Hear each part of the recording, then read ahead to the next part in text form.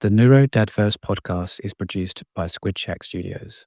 Hey, I'm Ben. And I'm Dan. We're both fathers, We're both married. and we're both raising kids with diagnosed neurodiverse conditions. Parenting is tough, and we're not saying it's harder for us, just different. And sometimes that different can be hard to explain. That's why we've created the NeuroDADverse, a weekly show where we share our wins, our challenges, and all the neuro-sparkly and neuro-spicy bits in between. Our hope is to create a safe space for parents to share their own highs and lows of neurodiverse parenting. And just to remind you of three things. You're doing great, You are enough. and you're definitely not alone. So welcome to the NeuroDADverse. Hi, it's the podcast for, about, and definitely by parents of neurodivergent children. Hi, it's the NeuroDADverse.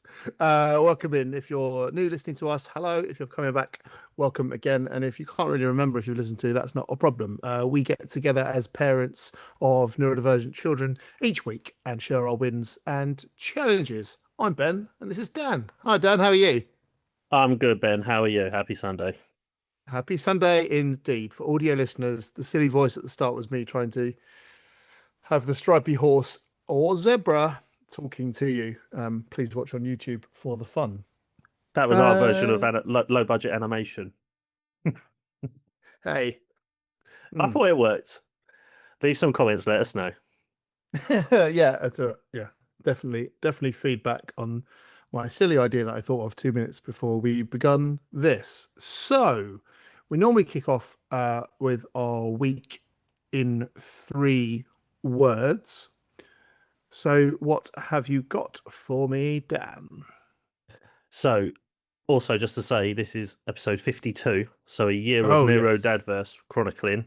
So my 3 words I feel are very apt for a celebration, as they're all celebration themed. So I've got birthdays, I've got parties, and I've got cake. Not cake 3 times this time.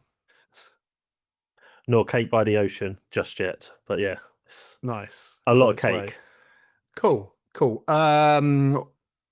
Why, you might say, listener or viewer, are you not celebrating it in more of an exciting scenario? Well, that's simply because we did start recording around this time last year, but we wanted to do a chunk of 6 weeks to see how it went and then put them all out as one. So there is something coming your way for around close to a year of when we started posting stuff. So keep your eyes and ears peeled. Can you peel your eyes? Fine, that'll do.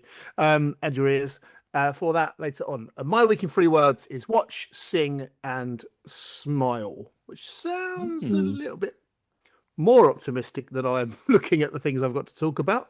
But hey, there's some good stuff in there and not so good stuff, and we'll work it out as we go. Dan, do you want to tell me about any of your challenges that you had this week? I believe you just kind of told me that you're fresh off experiencing one 15 minutes ago or something. Yeah, so to be honest, we've had quite a busy and eventful week. Not only was it birthday week, as in there were 4 family birthdays in consecutive days. And then we've had a weekend of parties because we've got another couple of birthdays early next week. So it's been pretty much, it has literally been birthday weeks, parties, and cake, hence my 3 words. So challenge wise, I have a sort of minor, a minor one, a future one that's probably going to be a future one, and then the main challenge of my week. So the minor challenge that just... And I just say, yeah, go on. We are not able to communicate future challenges. Okay. For they might be future wins. Yes, we should look on that side of the optimism we'll just coin. reflect. But I appreciate perhaps you got to do something which you always find challenging again, but that doesn't mean they can't surprise us. Sorry. No, I love how you always ground me and don't let me get carried away, which is something my brain does a lot. So my sort of minor parenting fail that has repeated again on Friday night.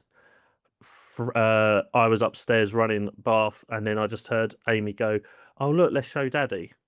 Frankie came upstairs and was just pulling at his mouth. He had a wobbly tooth, his front fang. Right. And he just kept. I was like, babe, don't keep picking at it. I could hear it making like a flick sound. Like I was like, oh, it just cringes me. I'm sorry if this is triggering for other people as well. I just find that quite challenging. And Frankie Sure. wants to chew on my finger to help get rid of the tooth, and I just couldn't do it. But he basically just pulled it out. But in the space of his bath, he managed to just pull it out, and it was done, and he was happy. But I know that must be painful. But Amy's mindset is, yeah, but he just wants it done and it's over and done with. I just struggle with that as a parent. So yeah, Frankie pulling out a tooth that was annoying him is just a bit personally cringy, tough for me. But I'm glad that he did it, and it didn't really impact him once it was out. So that was good. The potential amazing I mean, we've both had teeth out, right? Hurts, right? Yeah. Dull ache, tooth pain is awful. The fact that he was just pulling at it constant. Yeah, but what a thing to be able to go, this is hurting, wiggle, wiggle, wiggle, gone. Yeah. You're seemingly telling me without quite a lot of distress, with a lot of... Yeah.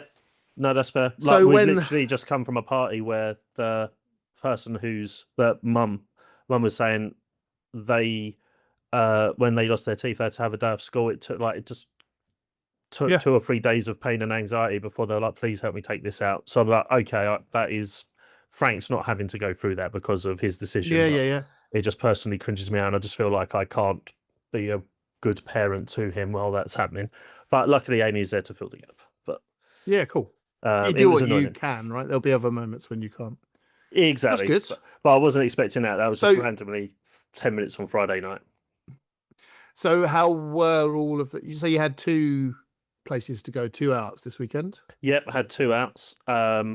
So we had 2 parties to go to. One on Saturday, family one, and today, like really good, close family friend. How were the transitions, would you say?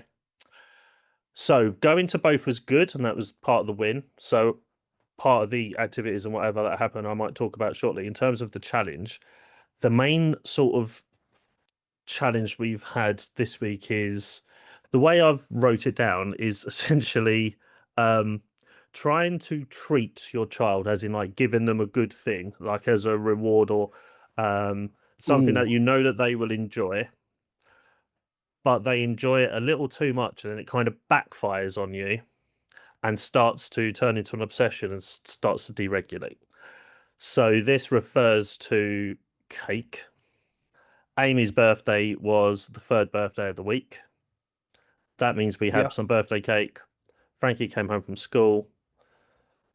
We showed him we had cake. He was excited. Obviously had some cake, had his dinner. He knew that we still had half a cake. We put it away / tried to hide it. He then, before he went, he then found it again. So we gave him another slice, going, okay, one more. This is it. Like, you've had enough cake for today. It's going to be a lot of cake this week. He then goes to bed relatively okay. But he always knew, he still knew that there was some. He woke up at like 1:30, 2, I think, Friday morning. And I don't think he went back to bed. I mean, it feels like quite a lot's happened in the last 48 hours, to be fair. So it was...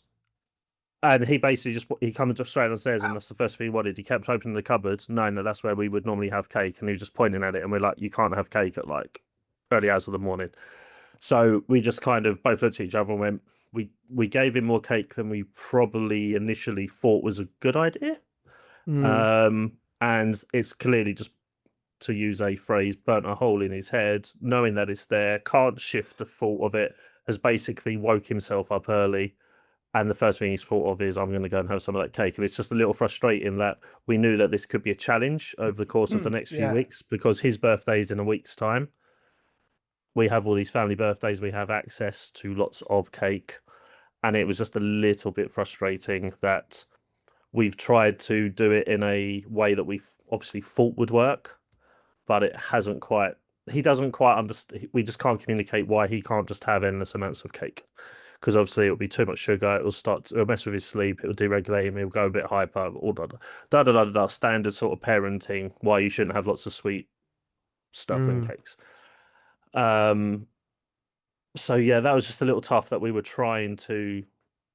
we wanted to treat him and like let him have probably more than he normally would, but that's kind of backfired and then started to have a ripple Yeah, effect because it's on... outside of the regular Exactly. amount. So, and that's like, oh well, I must be yeah, I understand how that And when can you have be like challenging. 4 So or 5 days in a row of birthdays, did you that's guys both stand firm? Sorry, No, carry on. no, just saying it's just literally every day, pretty much for the first 6-7 days of June, there is going to be some kind of cake around or mention of it. So in that middle of the night, like 1:30 in the morning, did you and Amy manage to stand firm and be like, we're not giving you cake? Yes, we did. I think around about the 5 o'clock mark, it was starting to wear a bit thin, if I can say it like that. And we're like, Frank, Yeah. You're not having cake for breakfast. It's Friday. It's a school day. So we ended up having to take the cake out of the house. And how we did that was we're fortunate enough, we have like a little sort of window by our back door. It was inside a plastic container. We literally put it outside, just put it through the window outside so we can't get to it. He was also asking to go put his sandals on to go bounce on the trampoline. And again, we're like, it's not a weekend. I think because Amy's birthday was the Thursday, in his head, it's Friday and it's a day off. Yeah. So I think he was just out of kilter. So we had to put both his sandals and the cake up there. If you're comfortable getting into it, and if you're not, we can just move on. Like, how deregulated was Frank from 1:30 till 5 a.m.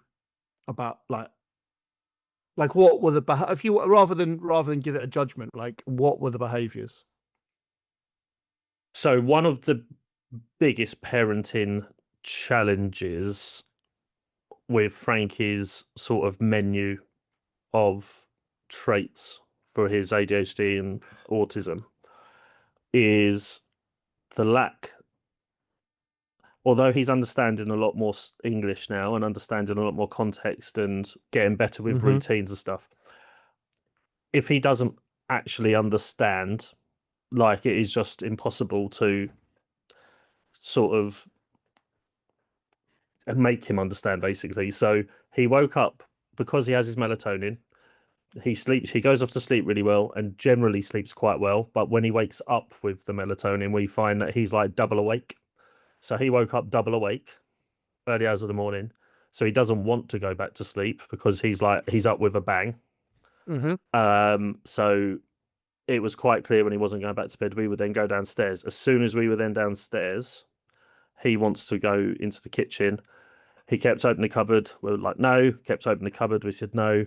We tried to distract him and, try and do some techniques to get him out of the kitchen. But as soon as the novelty of whatever we were doing would wear off, it would go back to that. So it kind of got to the point that after a few hours of this, whilst being quite tired, it obviously isn't going to work. We've still got a few hours, 2-3 hours before school bus comes. The only way that we can really solve this is we either need to remove the item or Frank from the equation. So we can't go out for a walk or go into the garden because it's that early. So the cake had to be moved outside of the house. Was he okay with that? No. Okay. Short answer, no. He was starting to get upset, crying. But our thought process was, it's better for him to have a small outburst over that than just slowly being wound up constantly because we are saying no to him about trying to have something that he wants. And in fairness, far better for a kid to have an outburst that you know the reason for. Yes, and we can control. Because it's like we've said it before. It's so much more pronounced with a neurodivergent child that you want so much more for them not to be upset. Yeah. The kids, because you know how it can impact their day, their week. Yeah, absolutely. And that's not. I'm not suggesting that that's wrong, but I'm just pointing out that kids do get upset, and being told you're not allowed some more cake is a reasonable thing for a kid to be upset about. It's so much more pronounced, and it happens in the middle of the night. So, yeah. Okay. Well, it seems like, if you're in scenarios like this again, where it's basically like, can I have cake? Or no, you've had enough. You know that the cake goes outside now, and Frank will remember because they've had that emotional reaction. Yeah. But not easy. I'm not saying that means it's a good thing. Like, it's tough to see them go through that. Yeah, but the good news, the win from that challenge was he went to school normally, happily, and had a nice day, Wow. which I must admit, I was shocked at. And that doesn't really even come into the wins of my week, but that is sort of Jeez. just say a lot has happened. Your wins must be incredible, Dan, because that is Well, just because just thinking when about you're that. there at 4 a.m, been there, like, Yeah. oh, this is the next day's a write-off. I've got to take a day off work, or like I can't do this, we can't do that. What are we going to do? It's all catastrophe, and then they just get on the bus like nothing happened, which, takes some time to work out from your brain. It's like, oh, you little sod, you're messing me around. When actually they're not. Yeah. It's just a completely different way of brain wiring. So I think our way of getting around this, like we were discussing it there and then, I'm like, okay, spitball ideas. How do we, like, obviously, unless we consume an entire cake live with him seeing, make smaller cakes. No, so that is it. We basically his birthday is a week away, just over a week away. We looked at each other and we said, we'll just get small cakes. So he can have multiple small cakes and he knows they're gone then. It won't burn a hole in his head. It's not going to wake him up in the middle of the morning. We're not going to have deregulated, upset Frank and everyone's had a bad night's sleep or whatever else. So that is our solution. But yeah, so we tried to treat him, it kind of backfired. The other potential future challenge to bring up here, because it's related to this bit. Sure, yeah. While we were both, one of the things we were trying to do, sometimes with Frank, we just have to ignore him and just be like, okay, I went into the living room to turn on the TV, to put on a show, to try and get him to come in, to get him to forget. Amy was in the outhouse. This is before the cake went through out into the garden, or was placed in the garden. She was doing some house admin. I'm not 100% sure. We could hear he was in the kitchen, which was between the rooms that we were both in. He usually chats away. So kind of know Frankie sonar. We know where he is. It then went quiet for about 10-15 seconds. Amy shouts, "Are you in the kitchen with him?" And I said, "No, but I'm going there now." I walk into the kitchen and Frankie has managed to climb up onto our side and he's got the cupboard open to get the cake. So that is a challenge now, because we have nowhere that is now safe to hide things outside of Frankie's potential grasp. So that is the future challenge. We now need to learn. We've got to find somewhere new to hide sensitive items. So cakes, biscuits, whatever it might be. Or we just have to literally eat them and discard them in front of him. So it's like, it's in the bin, it's gone. So yeah, that will be interesting, because now he knows he can climb on the side. He now can't be left, and like, we can't do this sort of. But you can also use your social stories to point out that climbing on, like, you don't climb counter. Climb bad. No, like, send Jim image, climb. Yes. Because it's not just you don't want him to climb to get the sensitive items, right? You don't want him to fall off. Yeah. And he was happy with himself. When I walked in, I went, "Frank," and he was just like, "I'm up here. Like, I don't need you now. I know I can get up here." So it's one of those. Yeah. And then the second sort of part of, like, then the last hour or so, our second party of the weekend, for our really good family friends. Their son's birthday is the week before Frank's, so generally Frankie, we do theirs the weekend before or after, whenever they want to do theirs, and we always go to each other's. They had a late PM barbecue. The main sort of party activity was they went to a local park where we used to live, but it's a big park, it's a busy park. We're not really sure how that will go with Frank, especially after having a all-day party on the Saturday. So they said we could come round in the afternoon for a barbecue. And we're like, okay, for a nice barbecue food, that should be good. And that did go well, part of the win. It was a good experience. The challenge there was he was enjoying himself too much. He didn't want to leave, which I have discussed a few times over the past year. Yeah. The reason it was slightly more challenging than normal was because this is a Sunday evening. He's had a whole week of school, a whole day of being social at a family party. He's now at another party. They've got 2 dogs, lots of kids, like about 6 or 7 kids. It's just a lot. And we knew he was having fun and he integrated really well. But unlike him going to the door and kind of pulling us to the door to say, "I want to leave," which happened on Saturday, I feel he got too tired. He went past the point of really being able to Yeah. comprehend his feelings, and we were trying to get him to leave, and it was just trying to get him to admit and understand it was a good idea. And it took a little bit of, after about half an hour, 35 minutes, we had to be a little bit more like, come on, like try and walking him more, like shimmying him to the door.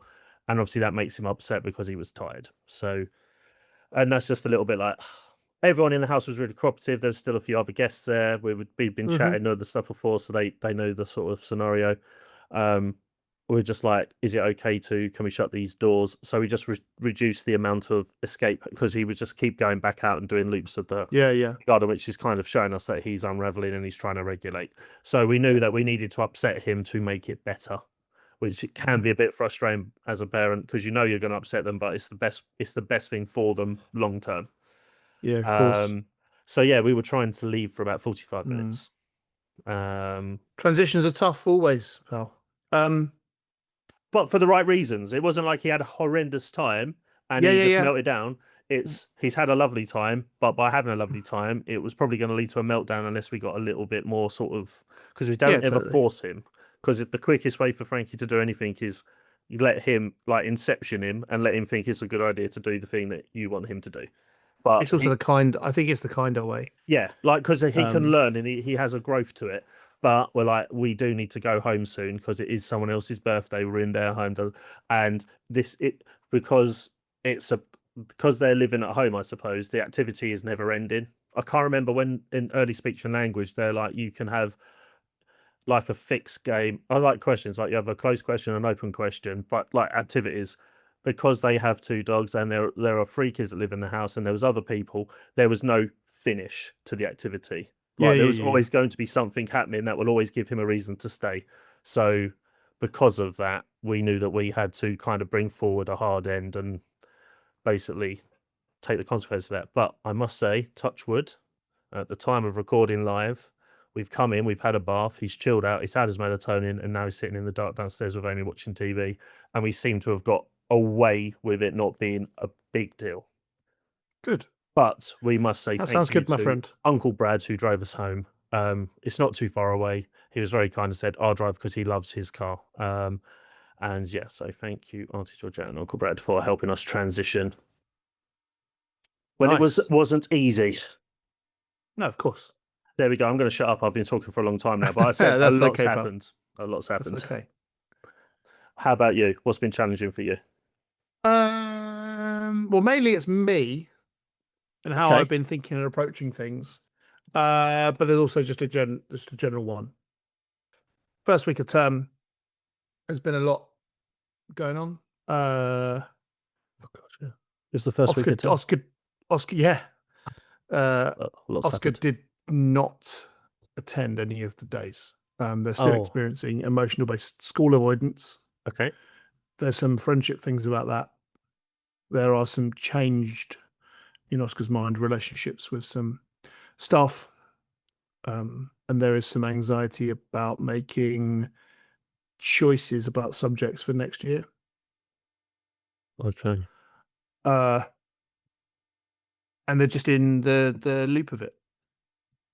So Laura and I find that really challenging on how to approach that. And being that we had very much this exact scenario at the end of year 9 and through most of year 10, or the start of year 10 with Mabel, it's very hard because the way to support them is very different.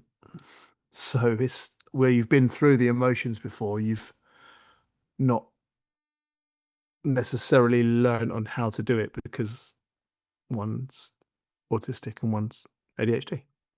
So that's been challenging on an emotional level. But I think my biggest challenge, but other than that, we haven't really had many kind of flashpoints or issues, and that's been okay, and I'm really thankful for that. Mabel attended a whole week, etc. But I think it's trying to. My challenge has been for me trying to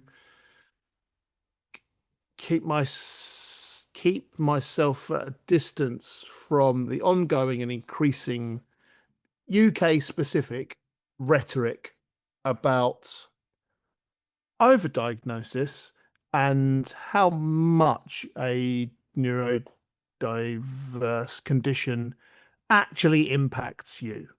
Okay, so there's a lot of commentators suggesting against NHS data that there's overdiagnosis. What they're saying is that diagnosis is probably catching up, and it's still only a certain percentage of the population. Probably more with ADHD than autism potentially, and there's a lot of late diagnosis going on. So I know all of this, but it's difficult for me to keep my approach to that rhetoric when we're trying to support children, because sometimes you do slip into that quite loud voice that's there out there at the moment that's going, well, we all suffer a bit of overwhelm and burnout. And you're like, yes. And most of the time, my brain goes, yes, but it's completely enveloping in my child, my daughter.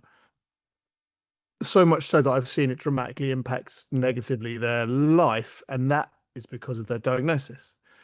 But so I've just been thinking, oh, if only they could just get on with it like this, or if only they did this, which is completely the wrong rhetoric. And I think it's just because it's been it's becoming so loud that it's difficult to not necessarily unpick, because the masks are so relatively good for both our children. Like, they're really good at that bit in different ways. I think so.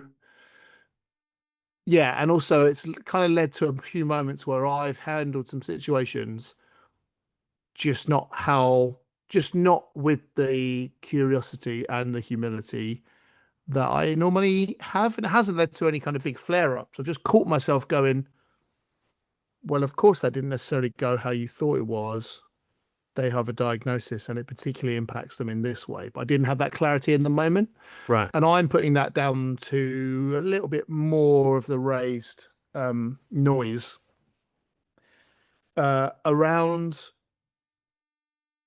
the, for want of a better phrase, debunking of these conditions, which clearly are conditions and clearly impacting lots of people. So it's tough, because it's not nice to have your lived experience about parenting your children kind of kicked around like a little political football, or like just an opinion piece, like something you can believe or disbelieve. You know, it kind of hurts, and it hurts a little bit more when I have found myself going, yeah, well, maybe that's not part of it. Definitely, like, maybe something that they said is kind of part of it. Maybe the truth is somewhere in between, which clearly is not for us. So yeah, and I think that's also because professionally, I also hear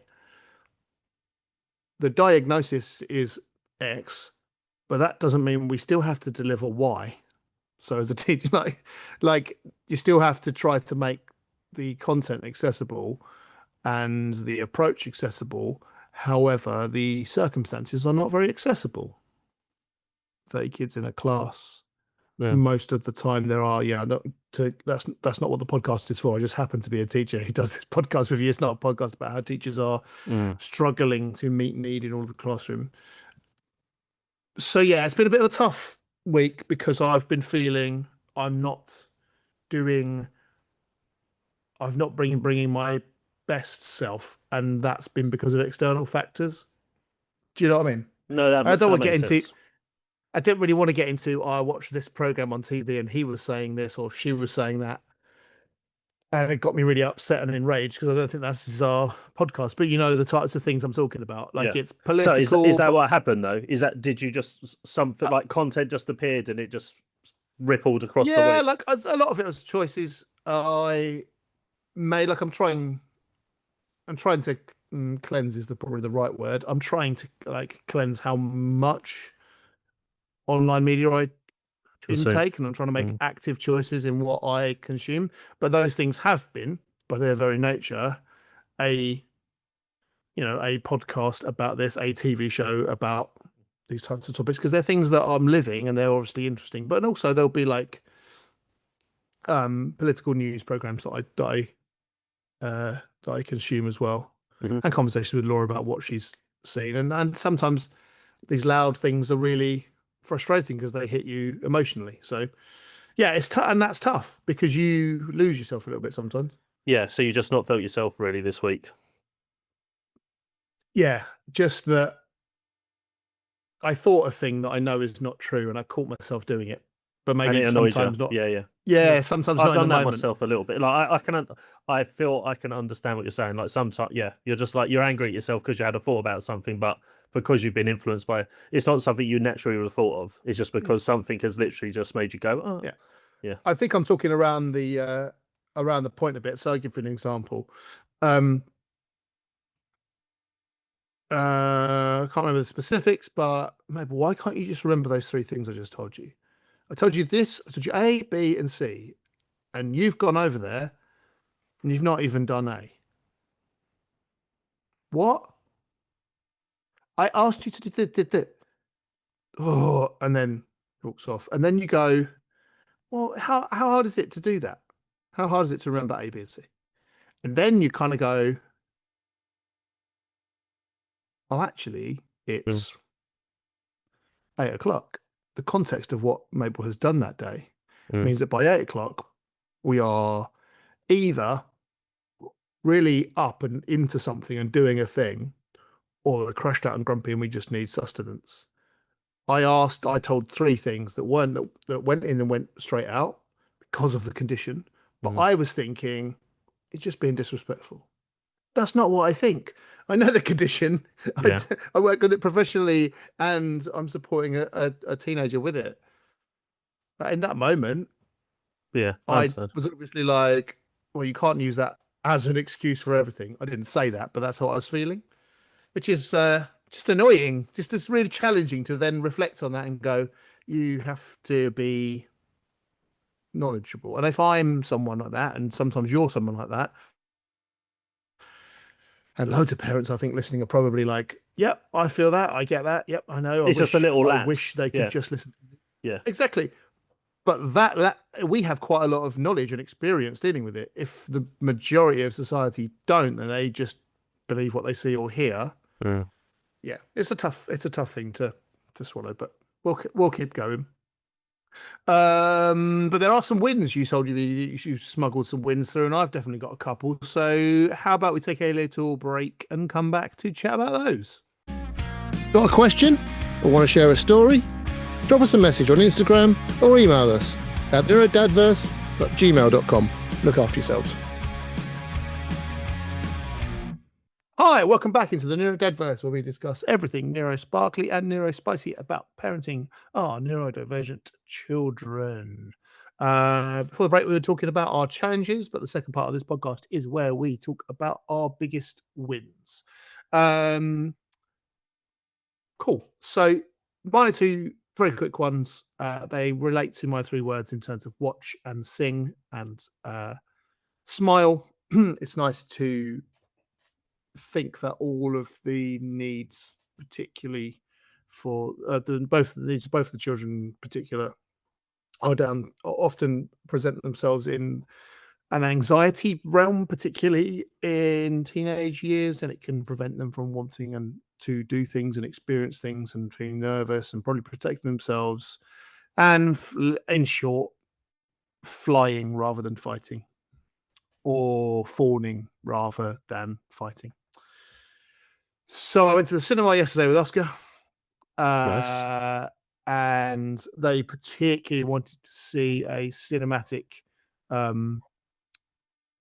release of the ends of 2 episodes of a TV series that I think is very popular with neurodivergent teens, and that's called The Amazing Digital Circus. I've heard a lot about this week from different people. I don't know anything about it. It's one of the Glitch productions. Oscar's also seen a thing called Murder Drones that we watched a little bit together. It has a combination of just some storylines about processing complex feelings. There's a kind of sarcastic joking about it, and there's also like some intense sadness, I would say. But also there's some non-binary representation in some of in the character. And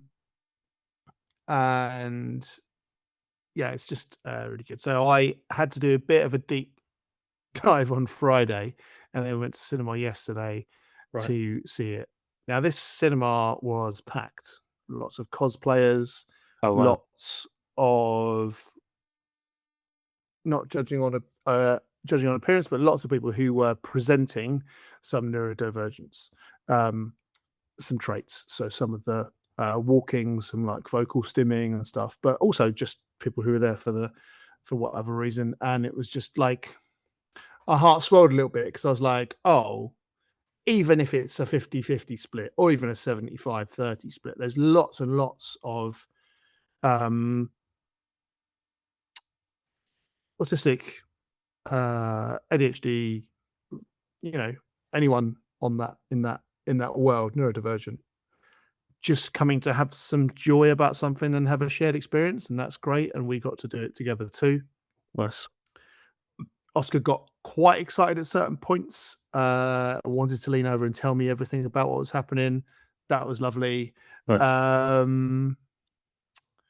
And yeah, it was nice. I really love that we can go to the cinema and it not be a amended screening, so lights up, sound down, for example. Okay. And the reason is because I used to take them both on a weekend when Laura had a shift, because that was the low, like for me, that was the lowest level of complication. A soft play was off the charts. It's too busy. A variety of reasons. It would be a point of Oscar couldn't stop and then would be upset. And that was a lot. And yeah, there's a whole bunch of stuff. So, but that doesn't mean it was safe.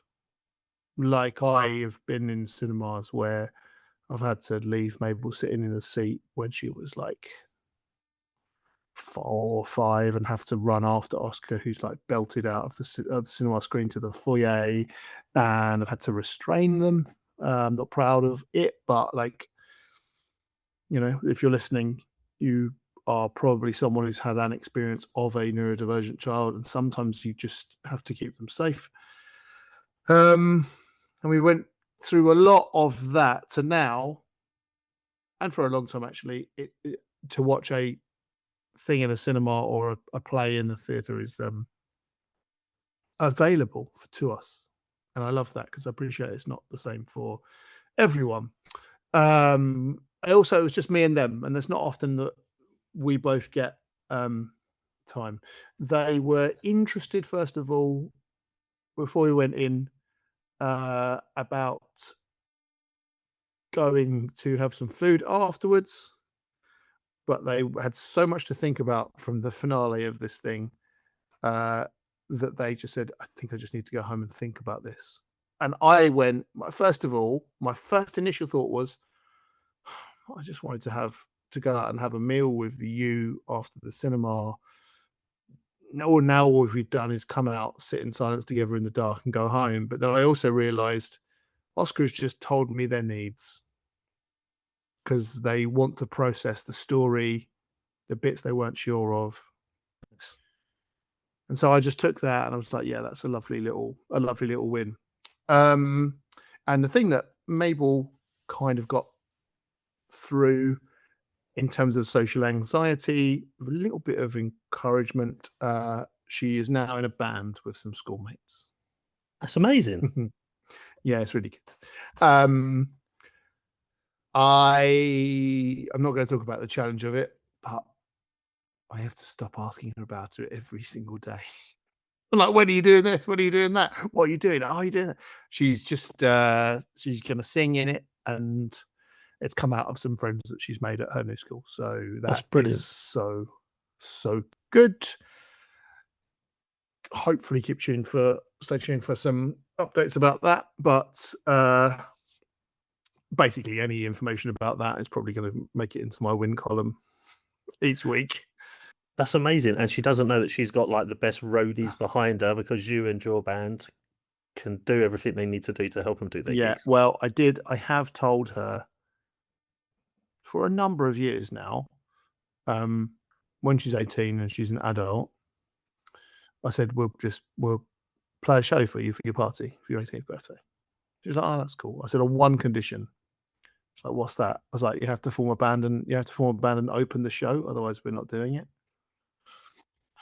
And I told her every year, or I've told her every year on her birthday, she's one step closer to that. And I don't know if this will be that band, but it's a little fun. It's a little fun thing. That's amazing. Fun. And just genuinely, I would be okay if this was anything. If there's like she's joined the chess club, if she's joined the basketball team, she's joined the poetry writing club. I don't care. Like the fact that she feels she can put herself out there with friends to try to be a bit vulnerable is massive from the where she's come from since January. She's moving schools in January. And I think it's a testament to how included she feels in those friendship spaces she's got. So, yeah, nice big win. No, that's amazing, man. I'm absolutely buzzing for you all. That's great. Yeah. Both of them are lovely. You've won the week, sir. That's good. I feel like you've won the week. Yeah. Yeah, it was definitely. Yeah, it's definitely been those two little things seem to make everything else a little bit brighter. Hence why the podcast and journaling and chronicling is good. Mm-hmm. What about you? So I've got a couple of wins to share of various sizes. First one, Monday morning, sunny because obviously it was a really hot weekend. Oh yeah. Need to apply sun cream. So Frank's been absolute night and day different to the term from the new year where I was struggling every morning. We're ready in good time, usually 10 to 15 minutes early before the bus. Now it was great. I turned to Frank, I forgot myself, I suppose. You're saying like a part of your challenge was sometimes you just have a lapse. I just had a bit of I'm in the middle of doing something. I've just finished getting him ready. I just turned to Frank and went, oh, pass the sun cream, Frank. And he did.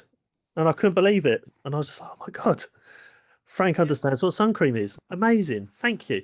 And then we put it on. He let me apply it. It was brilliant. I was like, what a lovely way to start the week, because I was just not expecting that. Second one, big for a number of... Can I just pick up on that? Of course. Because speech and language, we've both been through that, and you get taught a lot of things. Break down your language if, you're trying for a 3-word sentence at the moment.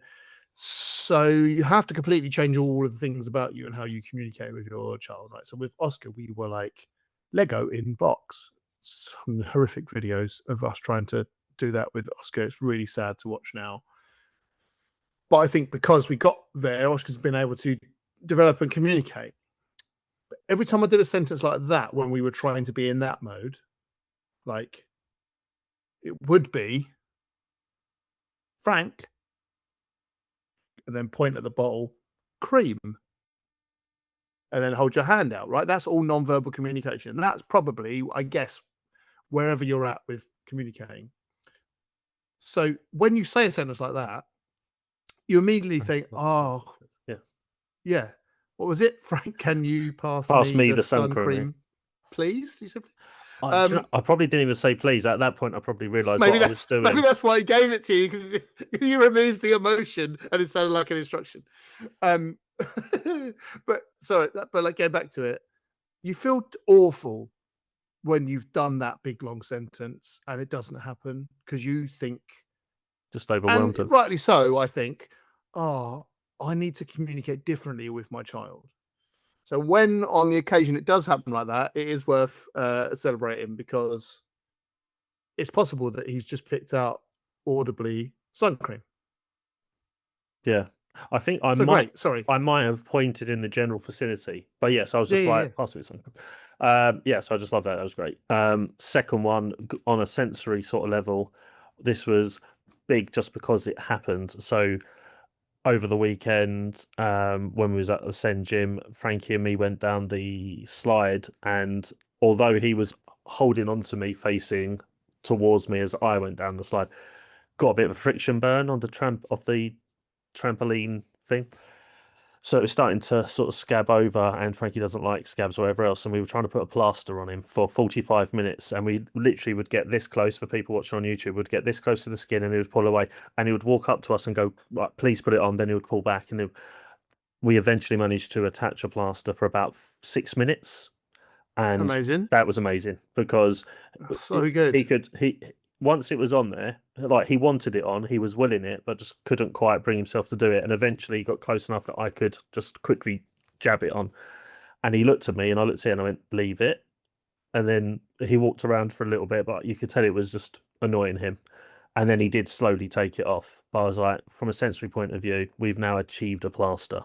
Which again, to some people might think, what on earth are you talking about? But for people that have sensory challenges, plasters are a challenge. So we now potentially have got history of putting plasters on Frank if he was to ever injure himself and need a plaster. So that was a cool win. One of the other sort of showdowns I had with Frank in the week, he wanted to go out when it was absolutely pouring down with rain. And I said, Frank, it's raining. No garden. And I said, bath time. Went upstairs, I was running his bath. He was disagreeing with me verbally from the bottom of the stairs in a Frank song, as he usually does. And I'm like, Frank bath. Frank bath. He walked upstairs and he'd actually put both of his sandals on the correct feet without help, which he's never done before. And I was like, I appreciate the effort you've gone to tell me that you want to go out, but it's absolutely storm thundering it down with rain. Can't happen. So that was good. He can. Do you think if he'd gone out in the rain, Frank would enjoy that, or would go out, experience it, and come straight back in? So later on in the week, we were outside when it started to rain, and he positioned himself underneath a tree. So he was dry. The rest of the garden was wet. When he did start to come out, he usually comes in. I don't mind him going out in the rain per se, but it was torrential. It was bath time. Yeah. And it was bath time, and I was trying to use the thing. So, but had we have gone out, he probably would not have shown me he could put his shoes on, and maybe shown himself that he could put his sandals on, like Velcro sandals. So again, 2 sandals and a plaster. It's massive. Yeah. And to put them on the right feet as well, like, because sandals aren't as obvious as shoes in feet. Like, anyway, that was amazing. And then sort of the big win is the parties. So I've mostly wrote about Saturday, but obviously having just come back from one today, we had a family party on Saturday. The weather was quite hit or miss. It would rain, then it would stop, then it would rain, then it would stop. So we had a lot of people, a lot of young kids in a. One was two, and the other kid is 3, I think. Okay. And they're like 4 days apart, so they had them in the middle because they're Amy's nieces. So there was a lot of younger kids. So Frank was kind of one of the older ones. And just having like 10, 15 kids in a very small space, Frank was actually navigating that quite well. Particularly what was a highlight... It's going to sound weird, this sentence, but a highlight was we were there about 45 minutes to an hour, and he then wanted to go upstairs to be quiet because the whole of the downstairs was pretty much active with a lot of people.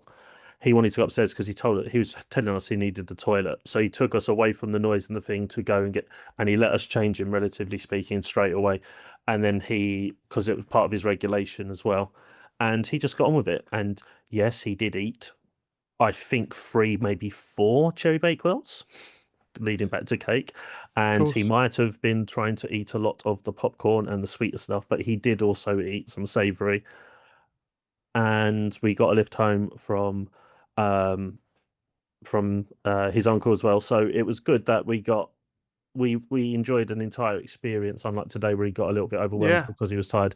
We managed to go to a party for 3 hours. Music was playing constantly outside. He didn't seem to mind that. He was very social. A lot of these people he'd never met before. He's only been to that house a Wow. couple of times. Yeah, I was just really, really proud of him. What progress, man. Yeah, I What was just really proud. progress. And Great. it just shows that he is starting to be more social, which is what the school notes have been saying. And then again today, he's been around this house a few times, but there were 2 dogs, there was lots of kids, there's a lot of stuff happening, and he handled himself quite well until the end, where he obviously just got overwhelmed and tired. So a lot Great. and again, it was the first week back to school, which I totally forgot when you said that. I went, oh my god, and that as well. Well, So- what a nice thing to have challenges and wins for you that don't really relate all to school, because it is not the pure existence of our children to have a school experience. Like, No. they have a school experience, but it's a huge, huge, huge difference from that being the whole experience. And especially with like now It the just- next summer holidays come in, like knowing that these Yeah. social things are now accessible, to use your word from yeah, earlier, absolutely. it's really positive. Yeah, nice. Yeah, it's just feels overwhelming when the school thing is it's only for us at the moment, but it's not. It's only part of their progress, isn't it? Yeah. Cool. All right. Shall we get into the best named bit of the podcast? Look ahead to the week ahead. It's look ahead to the week ahead.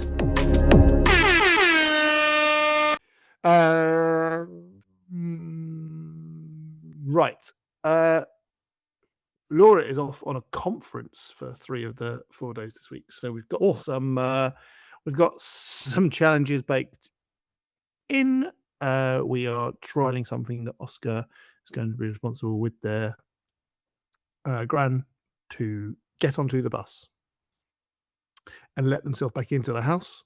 These are things that have been available to them and they have done before. It's just as a run of those 3 things that could be difficult. As in school bus, is this not? Yeah, Just school grab bus. up. Yeah, Yeah, school bus. Yeah. Yeah. And this week Mabel has a GCSE English speaking endorsement, which is you have to do a speech on a particular topic in front of people. Okay, that's new. I didn't have to do that. You threw me an endorsement, if I'm honest. That was not a word. You used to do it, but the teacher would just kind of give it related to some of the stuff you'd done in class. So it used to be a little bit more under the radar. Like you will have got through your GCSE English and spoke in front of the class at some point. Oh, right. Okay. So this is more like, and they would have been able to give you, but obviously I'm not going to get teachery about it, but they've massively made it more of a deal. So you can't get away with it, right? Because they Okay. don't necessarily trust all the profession. However, because it doesn't count as points, but you get a little endorsement. That's why it's called an endorsement, not a qualification. You get pass, merit, or distinction on it, right? Mabel's quite anxious about that, but what she's anxious about is saying, I have ADHD. I want to do this in front of a couple of teachers in a room and it all gets videoed. I don't want to do it in front of the class. She thinks she'll be told she has to do it in front of the class, when actually, because it's a part of the qualification, you can have an assessment, an access arrangement. So she can do it as long as it's in front of a couple of teachers, I believe. Amazing. She already, in terms of her anxiety, gets an ADHD gets small group invigilation rather than being in the exam hall. But that's going to be a potential challenge this week because she has to some way advocate for herself. We can send in the emails and we can talk to the right departments, but it's down to her to remind. It shouldn't be, but again, it's not a podcast about that.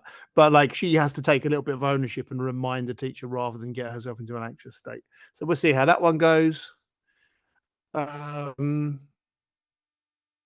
it's kind of it. What about you, pal? So yeah, second week back to school. We've got a couple of like family kids' birthdays just their general birthdays.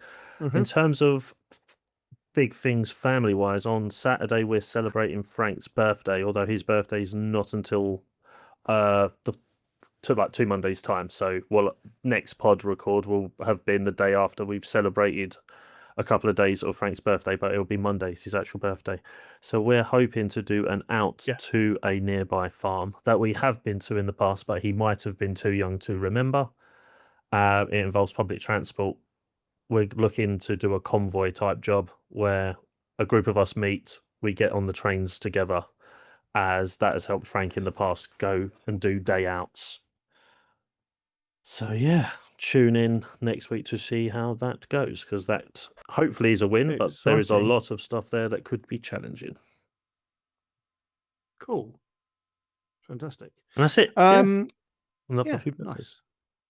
Well, we get to the end of this podcast, and it's always nice for us to thank you for listening to getting this far. And also, I always say, and it remains true, this would be a conversation that Dan and I would probably have anyway. Whether we would record it or not doesn't really matter, but we love that there's a group of you out there that listen to us kind of each week, and we just get to share those things. And if it helps you listening to the challenges that we have faced and also chronicling our wins, then that is all fantastic. As I said, keep your eyes and ears peeled for stuff coming up to celebrate us doing it for 1 year.